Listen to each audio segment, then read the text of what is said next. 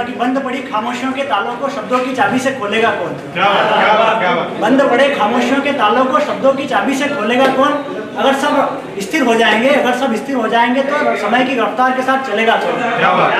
बंद पड़े खामोशियों के तालों को शब्दों की चाबी से खोलेगा कौन। सब अगर स्थिर हो जाएंगे तो समय की रफ्तार के साथ चलेगा कौन। मुझे कहते हैं वो कि तुम चुप रहो, तुमको क्या लेना देना इन सब की बातों से। मुझे कहते हैं वो कि तुम चुप रहो, तुमको क्या लेना देना इन सब की बातों पे। पर साहब समाज की बुराइयों पर कभी चुप हो गया तो फिर बोलेगा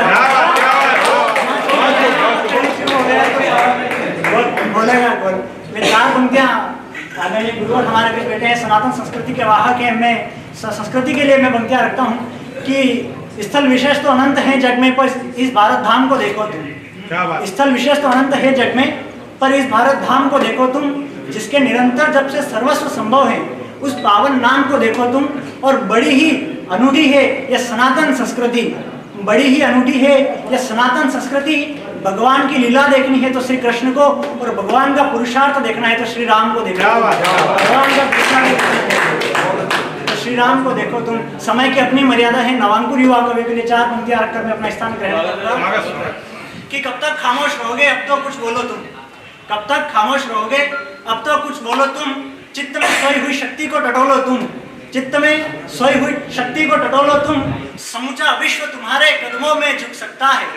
समूचा विश्व तुम्हारे कदमों में झुक सकता है। बस अब अपनी भुजाओं को खोलो तुम। बस अब अपनी भुजाओं को खोलो तुम।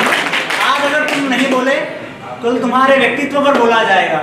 आज अगर तुम नहीं बोले, कल तुम्हारे व्यक्तित्व पर बोला जाएगा। तुम्हारे अस्तित्व का तुमसे साक्ष्य पूछा जाएगा। और तुमने अगर देश धर्म नहीं सीखा, कल कोई और तुम्हें अधर्म सिखा जाएगा।